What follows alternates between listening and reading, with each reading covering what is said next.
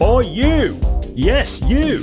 If you've just come back from food shopping or your daily outdoor exercise, make sure to leave your things by the door and wash your hands before you touch any surfaces inside your home. Not sure how to scrub? Well, we have a handy guide to take you through it. First, run your hands under the tap and apply the soap. Rotate them palm to palm to create a lather. Rub your interlaced fingers up and down, one hand on top of the other, and switch. Repeat the same action palm to palm. Rub the back of your fingers with the opposing palms, fingers interlocked. Rub each thumb clasped in the opposite hand in a rotational movement. Rub your fingers on the opposite palm in a circular motion. Rub each wrist with the opposite hand. Rinse your hands with water and dry your hands with a single-use paper towel and use the towel to turn off the tap. Wow, my hands are so clean! And it only took 30 seconds. Your hands are safe, but remember to use hand sanitizer when you leave the house and don't touch your face.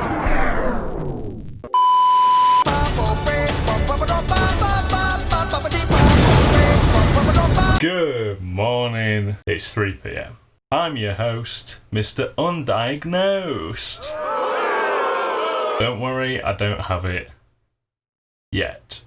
So by now, I'm sure we're all familiar with little old coronavirus! It's around twice as contagious as the flu, can live on plastic and steel surfaces for up to 72 hours, and it looks like one of those sticky balls that light up when you throw them at something. This is how it works. May show us. All this aside, it's shit, and it's affected pretty much every person on the planet and will continue to do so for the remainder of 2020. This year is a non-year. It's a write-off, and I'm sure we're all hoping that we can start the new decade properly in 2021, thriving, fully vaccinated, and with far fewer governments and police doing a racism. So let's dive into our first segment, a little thing I like to call the league table of sadness. So many lines. Look at those lines. Now, bear in mind, this is only a graph of confirmed deaths relative to the percentage of population. No one really knows what the actual numbers are. So, as you probably know, Wuhan, China was the epicenter of the pandemic. They had a pretty bad time at the start of this whole thing, but, the government acted, they shut it off, they shut it down, and around the 19th of February, they'd already begun to flatten their curve, allegedly. So, good job, Jinping. And while you're at it, just get rid of the wet markets, yeah? Is the fallout from SARS and COVID enough evidence for you to do that? Also, I just don't know how you can eat a pangolin. Look at them, they're all shell. My eyes! So, around the same time that China started recovering, cases in the West had started to pick up, and then it just exploded, and we were not ready for it. And by the West, what I actually mean is Europe, and by Europe, what I actually mean is the UK. At time of recording, the UK has suffered 41,481 deaths, which is around 9.7% of total deaths from coronavirus in the world. We are second only to the USA, who've suffered 116,106 deaths so far. Thankfully, here in the UK, the death rate is dropping steadily back to pre-lockdown levels. Hopefully, the death rates in the USA and Brazil will drop soon as well. It's been horrid, and it really makes you wonder why the UK, the sixth richest nation in the world, suffered such a massive loss of life compared to Germany, our neighbour, and the fourth richest country in the world, who handled the virus so well that, as of yet, they've barely scratched 9,000 deaths. Is it because Brits are stubborn arseholes who refuse to do what they're told? Well, maybe. Or could it be that we're governed by clueless, self-important aristocrats who failed to take crucial preventative action when literally every other country was taking action? Yeah, probably. I even found this yesterday from epidemiologist Professor Neil Ferguson, who originally forecast the death toll around 20,000, saying that we would have had this total if we'd have gone into lockdown just a week earlier. So, around the end of February, beginning of March, things were getting real, especially for Italy, who, next to Spain, had one of the steepest increases of cases in Europe. This reminds me of this other time when Italy was ravaged by a violent pandemic. You know what I'm talking about. If you think corona's bad, let me introduce you to bubonic plague, architect of the most fatal pandemic in recorded history, the Black Death.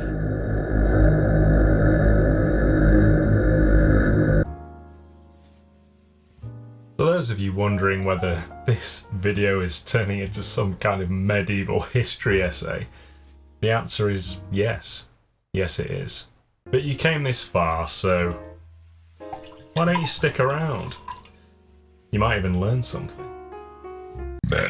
During October of 1347, 12 ships from the Black Sea docked at the port of Messina in Sicily. Most of the sailors were dead, and the survivors were horribly ill, with oozing boils covering their bodies. Sicilian authorities knew this looked and told them to, but it was already too late, maybe even three late. From 1347 to 1351, the Black Death would claim the lives of over 20 million people in Europe, which was about a third of the population at the time. This is what allowed Europe to flourish in the wake of the pandemic. With fewer people and too many jobs available, wages increased and people generally had a better quality of life because of that.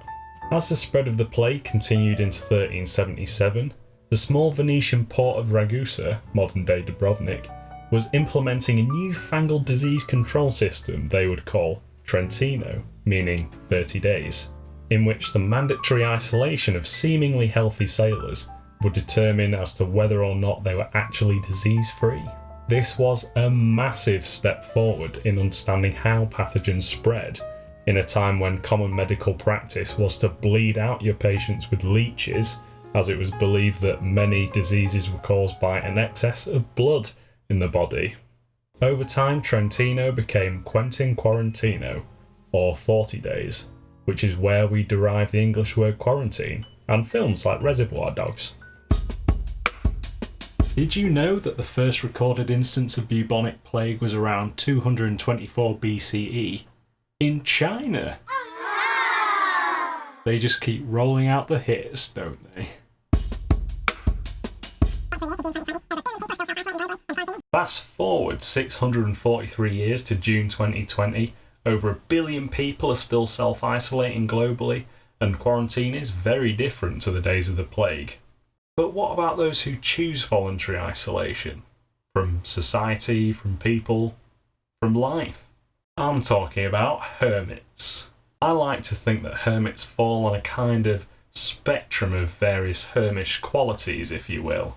On one end, you've got the modern-day hikikomori of Japan, an entire generation of recluses, mostly men with an average age of 31, who, through failure in school, relationships, or a brutally competitive job market, took a step back from modern life and thought to themselves, I'm going to play video games alone for the rest of my natural life.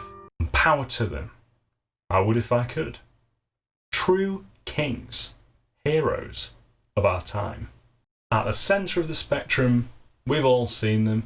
It's the weird mountain men who sleep in shacks in the forest and eat books and suckle the precipitation off the branches of fir trees.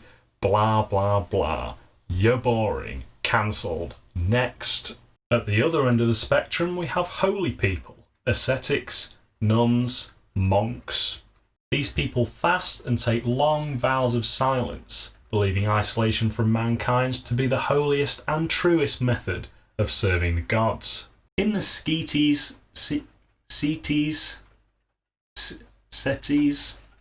that desert of Egypt around the 3rd century AD, there lived a group of early Christian hermit monks known as the Desert Fathers, who compiled a book of their wisdom and teachings known as the Apothegmata Patrum, which in English translates to Dyslexic's Nightmare. There's a quote from this which reads, "It is better to live among the crowd and keep a solitary life in your spirit than to live alone with your heart in the crowd." The Desert Fathers knew a lot about loneliness.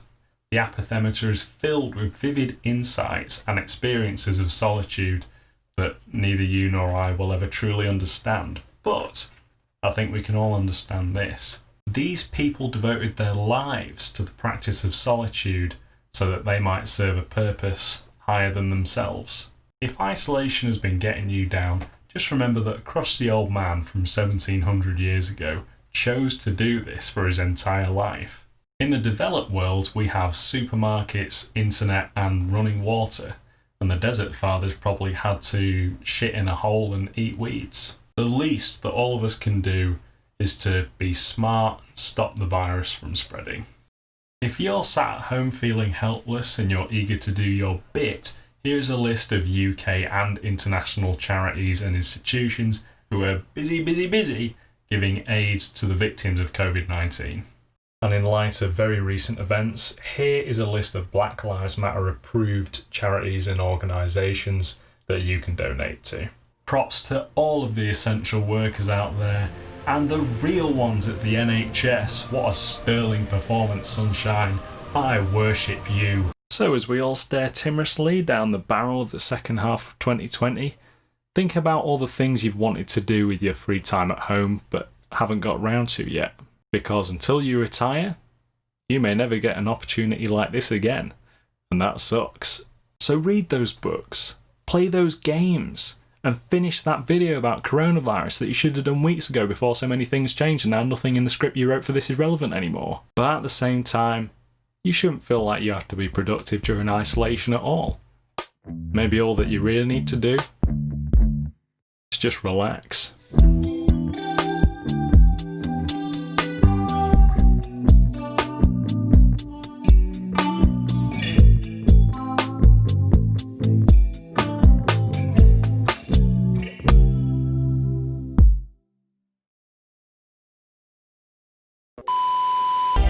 And dry your hands with a single-use paper towel and my eyes. Maybe.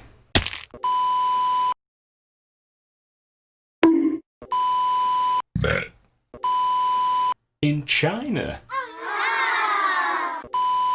I'm gonna play video games alone for the rest of my natural life.